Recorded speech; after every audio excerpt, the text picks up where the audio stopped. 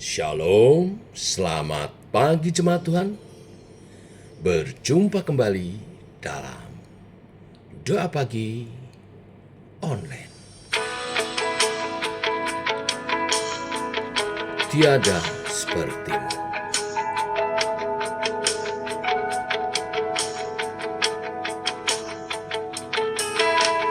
Anugerahmu kepadaku tak pernah berubah. Perbuatanmu terlukiskan di dalam hatiku. Tercengangku dibuatmu, ku kagum padamu. Tak ada hal di hidupku yang luput darimu. Kau indah, kau mulia, tiada sepertimu. Ku ingin hidupku menyenangkanmu.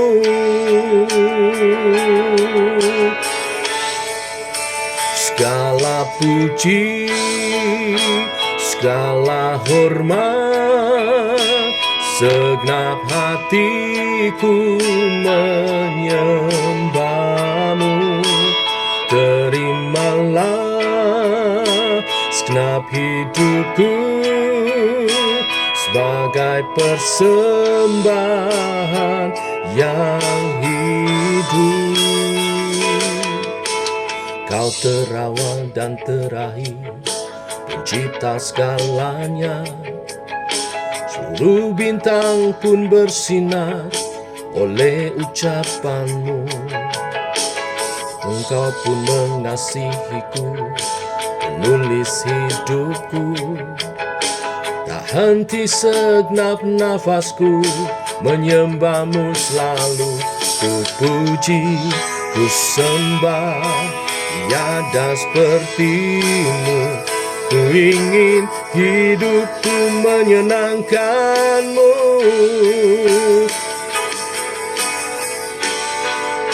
Segala puji, segala hormat, segenap hatiku menyembahmu.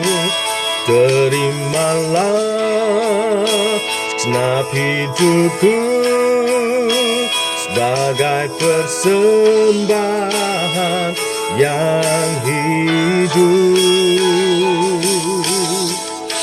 Bukan kehendakku, namun kehendakmu. Hidupku bagimu. Kau indah, kau mulia, ku ingin hidupku menyenangkanmu.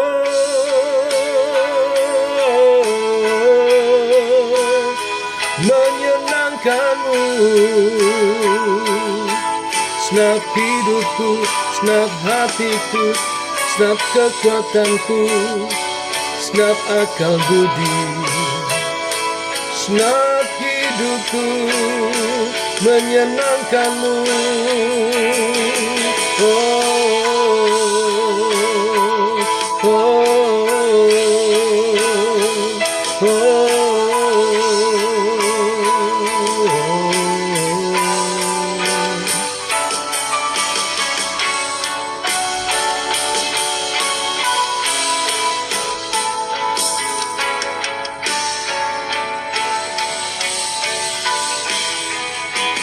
Segala puji, segala hormat, segenap hatiku menyembahmu. Terimalah segenap hidupku sebagai persembahan yang hidup. Segala puji, segala hormat, segenap hatiku menyembahmu. Terimalah segenap hidupku sebagai persembahan yang hidup sebagai persembahan, yang hidup sebagai persembahan, yang hidup bagimu.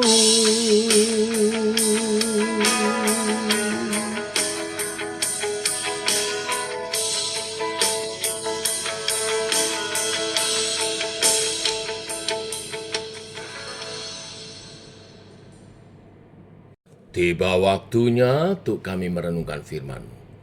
Firman-Mu-lah suluh dan terang bagi jalan kami. Berfirman Tuhan, terangi jalan kami, tuntun langkah kami oleh kebenaran firman yang sebentar kami renungkan.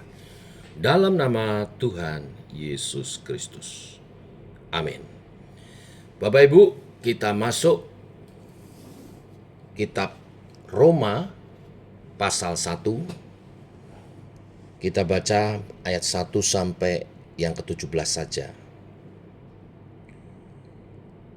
Surat Paulus kepada jemaat di Roma. Demikian firman Tuhan. Salam. Dari Paulus, hamba Kristus Yesus yang dipanggil menjadi rasul dan dikuduskan untuk memberitakan Injil Allah. Injil itu telah dijanjikannya sebelumnya dengan perantara nabi-nabinya dalam kitab-kitab suci. Tentang anaknya yang menurut daging diperanakkan dari keturunan Daud, dan menurut roh kekudusannya dinyatakan oleh kebangkitannya dari antara orang mati, bahwa ia adalah anak Allah yang berkuasa, Yesus Kristus Tuhan. Dengan perantaraannya kami menerima kasih karunia dan jabatan rasul untuk menuntun semua bangsa supaya mereka percaya dan taat kepada namanya. Kamu juga termasuk di antara mereka, kamu yang telah dipanggil menjadi milik Kristus. Kepada kamu sekalian yang tinggal di Roma, yang dikasihi Allah, yang dipanggil dan dijadikan orang-orang kudus, kasih karunia menyertai kamu dan damai sejahtera dari Allah Bapa kita dan dari Tuhan Yesus Kristus.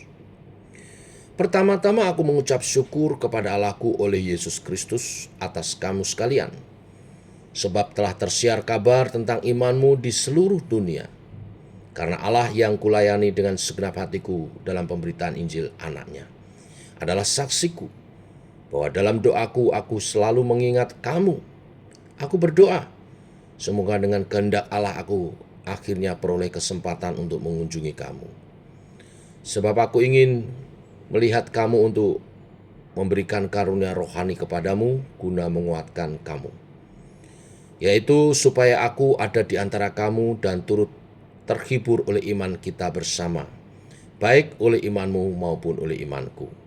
Saudara-saudara, aku mau supaya kamu mengetahui bahwa aku telah sering berniat untuk datang kepadamu, tetapi hingga kini selalu aku terhalang, agar di tengah-tengahmu aku menemukan buah seperti juga di tengah-tengah bangsa bukan Yahudi yang lain.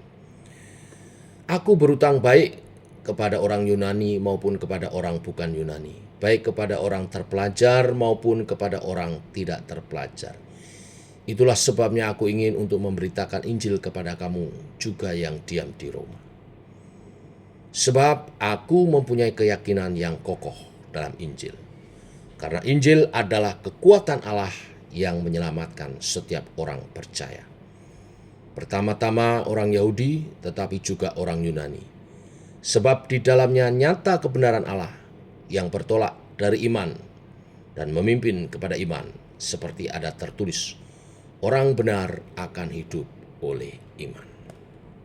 Amin. Sampai di sini pembacaan kita. Bapak Ibu, dari kisah para rasul kita mengerti dan mengetahui perjalanan penginjilan Rasul Paulus dimulai dari Yerusalem dan berakhir di Roma. Dalam perjalanan itu banyak orang dimenangkan dan dibawa percaya kepada Yesus Kristus Tuhan. Nah, sebenarnya di Roma sudah ada jemaat sebelum Paulus datang. Paulus datang ke Roma sebagai tawanan yang menunggu diadili oleh kaisar. Dia di Roma selama 2 tahun. Sambil menunggu, dia tidak mau berdiam diri. Dia mau hidupnya berguna bagi jemaat yang sudah ada. Jemaat yang mungkin perlu dikuatkan. Setiap momen, setiap waktu yang ada, Paulus gunakan untuk memberitakan Injil, untuk mengajar, untuk menguatkan iman jemaat-jemaat. Apa yang memotivasi Paulus sedemikian gigih dalam tugas pemberitaan Injilnya? Untuk itu kita perhatikan kembali ayat 16 dan 17. Saya baca sekali lagi. Sebab aku mempunyai keyakinan yang kokoh dalam Injil, karena Injil adalah kekuatan Allah yang menyelamatkan setiap orang percaya. Pertama-tama orang Yahudi, tetapi juga orang Yunani. Sebab di dalamnya nyata kebenaran Allah yang bertolak dari iman dan memimpin kepada iman. Seperti ada tertulis, orang benar akan hidup oleh iman. Pertama, Injil adalah untuk orang Yahudi dan non-Yahudi, untuk semua orang. Di sini Paulus memberitahukan bahwa Injil adalah milik setiap orang untuk mendengarnya. Bagaimana dengan kita setelah mendapat kabar keselamatan melalui Injil ini? Apakah kita tidak ingin membagikannya juga kepada yang belum pernah mendengarnya? Seringkali kita berpikir bahwa kita lebih layak daripada orang lain. Kita layak mendengar Injil, orang lain tidak. Padahal Bapak Ibu jemaat Tuhan, kita sama juga adalah orang berdosa sebelum Tuhan mengampuni kita setelah kita merespon Injil. Jika demikian, bagaimana kita dapat menahan diri untuk tidak memberitakan Injil? Mari beritakan Injil. Kepada siapapun, semua orang berhak untuk mendengarnya. Yang kedua, Injil adalah kekuatan Allah. Mengapa Paulus begitu bersemangat mengabarkan Injil kepada jemaat dari Yerusalem sampai ke Roma? Dan dalam perjalanannya tidak mudah. Didera, dihina, dianiaya, dipenjarakan, mengalami karam kapal. Mengapa Paulus tetap begitu gigih? Karena bagi Paulus Injil adalah kekuatan Allah yang menyelamatkan orang. Baik orang Yahudi dan juga orang non-Yahudi. Melalui pemberitaan Injil Allah menyelamatkan setiap orang berdosa. Melalui Injil kita sadar akan ketidakberdayaan kita di dalam dosa. Melalui Injil kita sadar bahwa kita membutuhkan juru selamat. Ketika kita menginjili orang menjadi percaya bukan karena kemampuan kita untuk meyakinkan orang itu, tidak, bukan karena perkataan kita yang bagus, melainkan karena kekuatan yang ada pada Injil itu sendiri. Kekuatan yang ada pada Injil yang mengubah orang dari yang tidak percaya menjadi percaya, yang mengubah orang untuk beriman kepada Tuhan.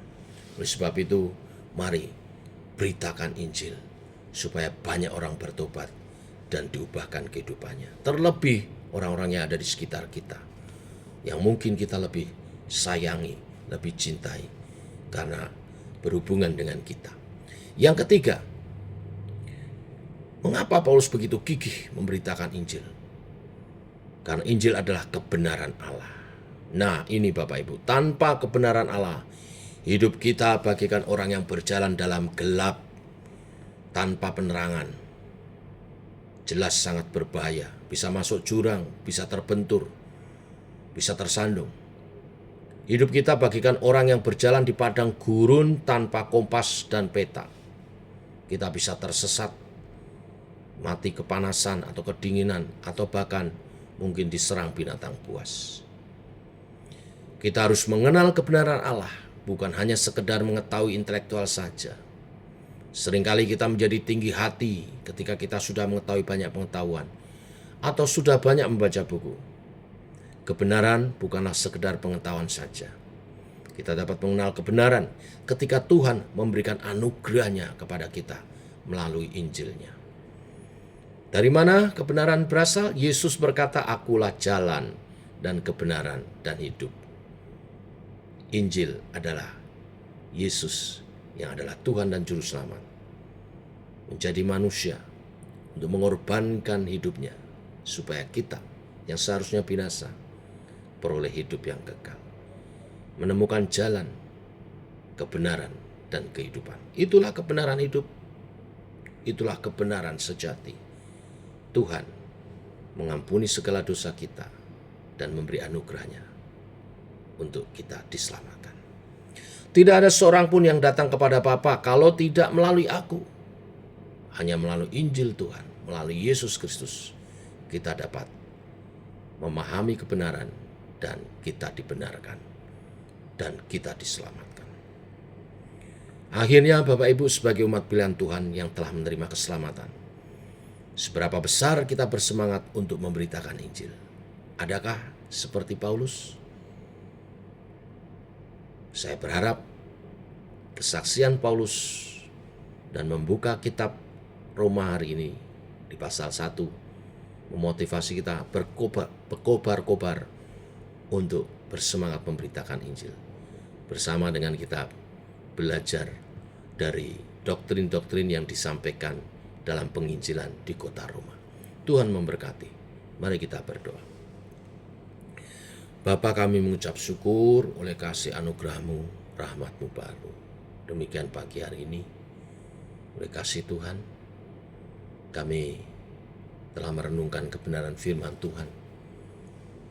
Sekarang Paulus tiba di Roma, berjumpa dengan jemaat Tuhan yang sudah ada sebelumnya. Dan Tuhan mengutus Paulus juga membangun iman jemaat-Mu. Biar beberapa hari ke depan kami merenungkan kitab Roma, kami juga menghayati doktrin-doktrin, pengajaran-pengajaran yang Tuhan sampaikan melalui tulisan Paulus kepada jemaat Roma untuk membangun iman kami dan memperteguh semangat kami melayani Tuhan sebagai duta-duta kerajaan Allah, anak-anak Allah yang hidup oleh Roh.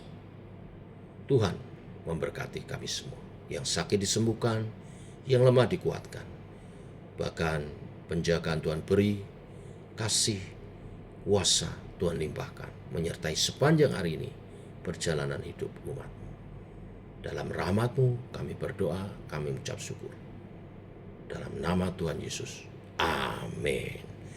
Demikian saudara doa pagi kita. Selamat pagi. Shalom.